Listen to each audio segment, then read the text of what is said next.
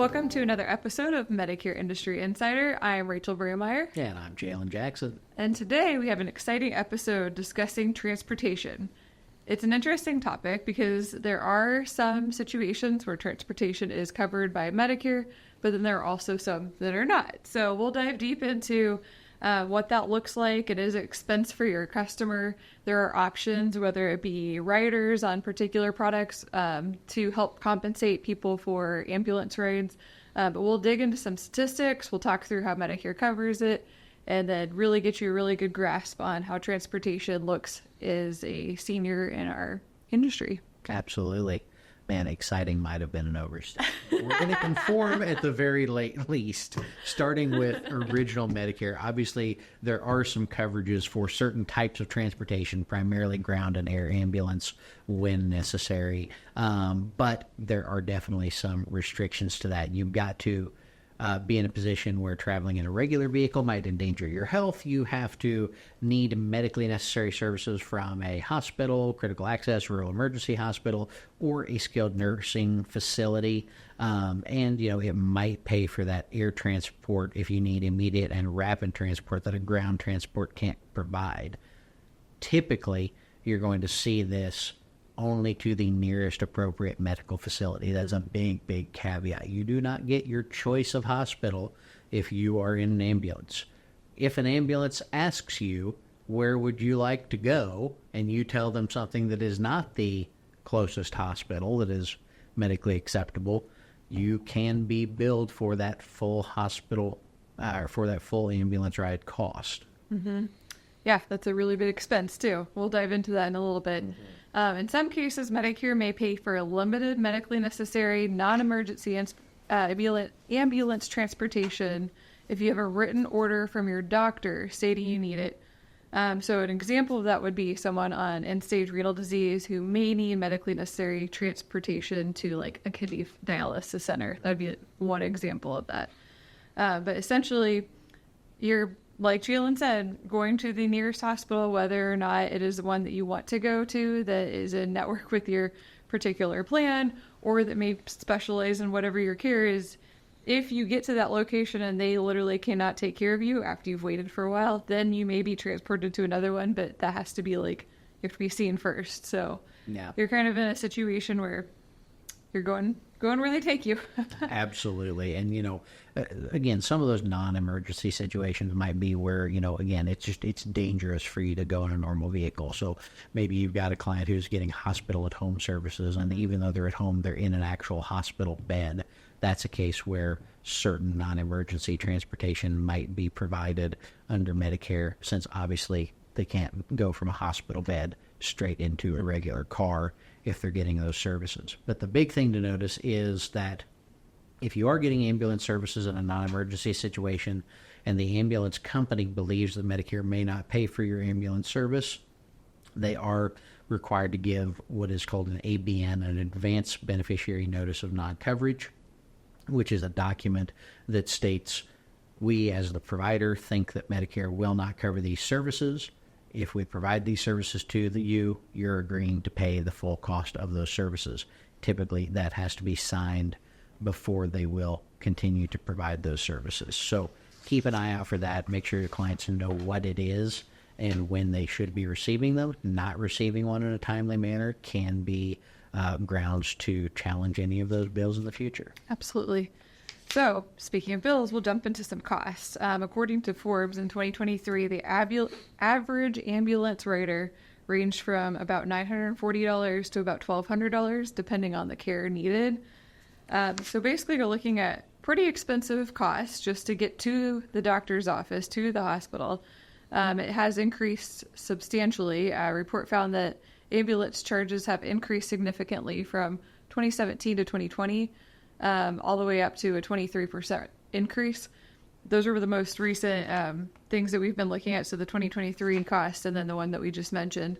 So we've got some pretty substantial cost, and that is not usually or typically covered by Medicare unless what we had just mentioned earlier. So if you're wanting to go to that specialized hospital because you have a heart issue and you know that hospital is better, that's probably an out-of-pocket cost right there. Yeah. Well, and then kind of one of the unspoken costs is let's get you home from the hospital. You've been in the hospital for some major health event, and luckily you've pulled through and you're ready to go home, but maybe you're in a wheelchair or still receiving IV fluids, or still have some kind of life support system attached to you that is considered necessary, but it's time to go home. They can't keep you in the hospital any longer. Maybe you don't need skilled care or don't qualify for skilled care. You're not going home in your average family sedan. You're going to need some kind of assistive device, maybe need to be able to get into the car with a wheelchair ramp, something like that. And it can be a major challenge to find that transportation if it's not something that you just already have available to you. Yeah, I'm thinking of two situations. I personally have know people who were in situations exactly like that. One of them was trying to get discharged from the hospital in a wheelchair, I believe still connected to some sort of drips or IV fluids. Literally took a whole extra day to try and find some sort of transportation that would get her home. And that was interesting because the spouse even reached out to the hospital initially to try and find some sort of transportation. They were like, we used to have one, but they are not in business anymore, so we don't know who to recommend.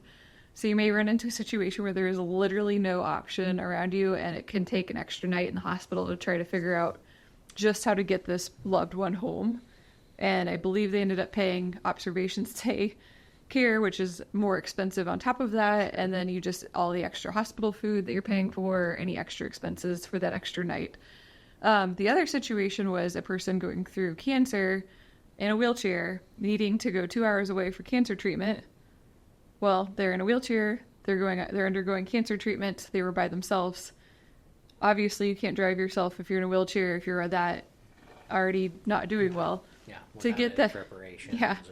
To get that person from their house to 2-hour appointment to their preferred hospital took another 4 hours for this individual, this caregiver, to try and find some sort of transportation to get this person just to their 2-hour appointment and then to get them home again. So just knowing as a caregiver, knowing as even a person who got thrown into being a caregiver, if you're just trying to discharge someone from the hospital or just get them to their routine appointments, if they're in some sort of situation where they can't drive themselves, they may be in a wheelchair, they may have IV fluids still attached to them, you have a very large burden of trying to find transportation. I know, Chalene, you were looking at Ubers too. Yeah, absolutely. In some locations, through Ubers, Lyft, rideshare type services, you can actually request rides from people with wheelchair accessible vehicles that have the knowledge and capacity to use something like a lift or a ramp to help you get in and out of that vehicle. They are definitely more expensive, maybe 25 to 30% more expensive than your standard ride on a ride sharing app. But even then, not available in all locations. You may experience a longer wait time for that ride since there can be far fewer of them in a given area. And again, just, it is something that if someone is prepared, if they have a chronic condition or a long-term disability, they may have a car with adaptive devices that allows them to drive themselves even if they're wheelchair bound, or they may have, accessible van or, other vehicle.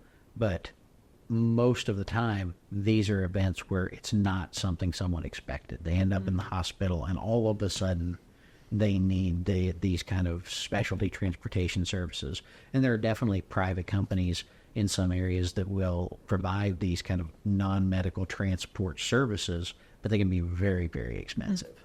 Yeah, I think it's just a takeaway for an agent would be just see what's available in your area. Having resources for that might be a game changer for either your client or the caregiver of your client if they ever end up in a situation like that, just being a resource for them, because both situations I just mentioned either took an entire day or a half day to get some sort of transportation for these people. So Yep. In addition to that, we did a little research too on just how many ambulances use the lights and sirens, because a lot of times what we see or think of ambulances, we think of emergency, get the people to the hospital as fast as possible. In fact, that's not the case. Only about 72%, 21% of those ambulance transports the patients with lights and sirens. So that ended up being about 72% of 911 calls requesting an ambulance that actually did not use the lights and sirens once they pick someone up. So it's kind of interesting to think of that, a lot of times we think of, fast, quick that may not always be the case or may not be necessary. Yeah, and sometimes this transportation can be over a pretty long distance as well. We found an older study, but a study that looked at straight line ambulance journey distances. And over the course of that study, they ranged from 0 to 58 kilometers, which, average being around 5 kilometers, so around 3 miles. And, interestingly enough, sometimes that ambulance ride is the difference between literally life and death. Now, luckily in a majority of patients, but amongst the study group on that particular study, around 6.2% of patients actually passed away in the ambulance. So definitely not a panacea for getting the care you need in that timely manner, even with that ambulance ride, unfortunately. Absolutely. It is interesting just to kind of look at the why behind people getting ambulance, how far it is, the cost. We did look also in terms of like when people utilize an ambulance, what is the average health condition that they're using it for? It looks like the majority of them are respiratory problems or chest pain. There are other instances where like the number 2, number 3 is like injury, poisoning, asphyxiation, things like that. So I think, definitely heart attack. That means you're probably not expecting that. Probably not expecting respiratory problems. So like we just mentioned, you're usually in a situation where you weren't expecting to utilize transportation. Yeah, absolutely. And again, back to kind of the air transport side of it, looking at air ambulance regulations and payments, it is an exceptionally expensive service. It's estimated to be around 500,000 people that actually use air ambulance every year, and that tends to be increasing, definitely on an upswing in the past few years. According to a number of surveyed air ambulance providers, their average cost as of 2018, so mind you, this is old data, we've had a lot of inflation since then, cost incurred is between $6,000 and $13,000. So definitely something that can be very expensive. And for air ambulance specifically, I know I grew up in an area where everybody over the age of 55 had a little sticker on their front door that said Air Evac Life Team. And it was a subscription service that you can pay for. And if you ever did need those air ambulance services from that provider that serviced our area in North Missouri, you would not pay anything other than your subscription fee to get to the hospital you needed to go to. So there are some kind of unique private market solutions for that type of need if you're in an area serviced by one of those providers. Looks like some of the ones we looked at are anywhere from maybe $250 to $400 per year, depending on the type of coverage or plan available or that you feel you need in that area. Mm-hmm. Yeah, you said that was a little outdated data from personal experience. Just to get someone from Florida to Missouri with an air ambulance situation, we were looking at about $25,000. So definitely a huge range of air ambulance costs. So like, I don't know about you, but to drop $25,000 unexpectedly is definitely can put a lot of people out. So it is something as an agent to like definitely be thinking about what options these people have and how can I help facilitate that as well. And then if we continue on cost, MAPD benefits do sometimes have an ambulance like benefit inside of their plan. When we were looking at them, they were typically around $245 to $260 per trip that they would help contribute to them. So just keeping that in mind of like the expense that we're just rattling off, and that's a very tiny drop in the bucket, but that may be, something that would help that person if they are interested in or worried about that. Absolutely.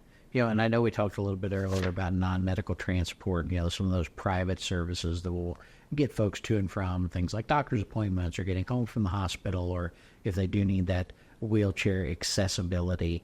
And, it is very, very expensive. We've found a couple different companies offering that type of transportation, weekday, normal business hours ranging anywhere from a base charge of $25 to over $200, depending on the level of care needed for that individual, plus a mileage rate anywhere from $3 to $10 per mile, depending on what they need to do. And then, of course, if you need an additional person, more than one person, to help move that individual, those costs can go up pretty significantly as well. Yeah, they even mentioned like wait time costs. If they have to like drop you off for an appointment and then sit and wait for you, that can cost too. So I think just it's it's like one of those things that's you get the base price and then all the little extra service fees just get tacked onto it as you go.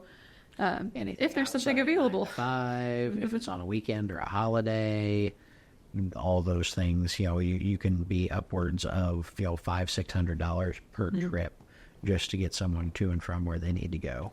We even looked at non-ambulance medical transport and how many states actually required or had something like where they had to have it in those states.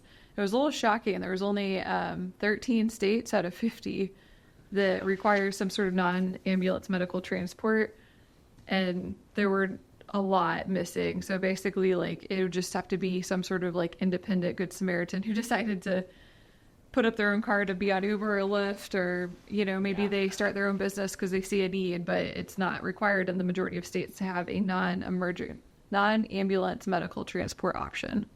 Well, and to be clear, call back to both Caregivers and Caregivers Part 2 episodes. Huge amount of this non-emergency transport, non-medical transport falls on those uncompensated caregivers. For sure. People who maybe don't have an ideal vehicle to handle this type of transport, who are definitely not properly trained to provide this type of transport, regardless of how much they care for that individual.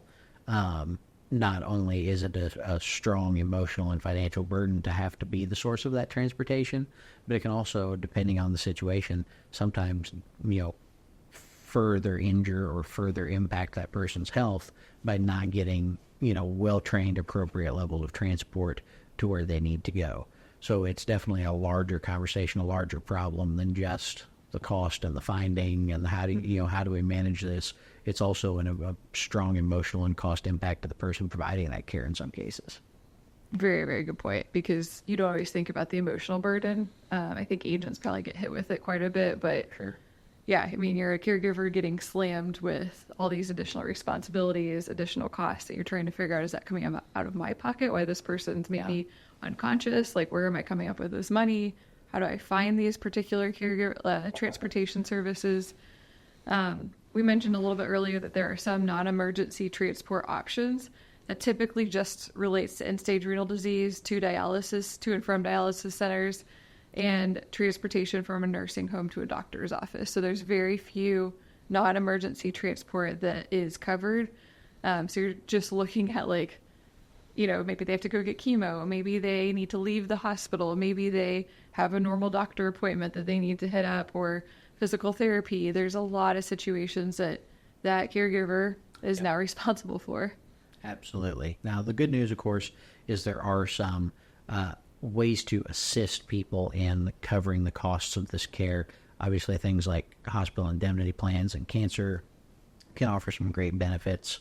Those insurance policies have some riders to specifically cover ambulance, or also you can just structure a lump sum plan in a way that helps make that cost easier to bear. That's where you look at HIPs that have both a lump sum and daily benefit option. Maybe it makes sense to do both if you've got someone who anticipates needing more of that non-medical transport or non-emergency transportation.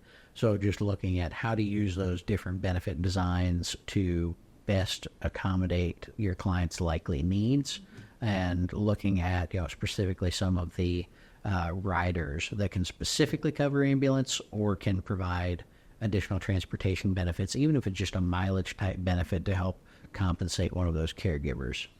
Yeah, and you mentioned just the option of memberships too. So even just looking at what's available in your area, Absolutely. Checking out different Ubers or Lyfts, if that's even an option in your area, taxi services.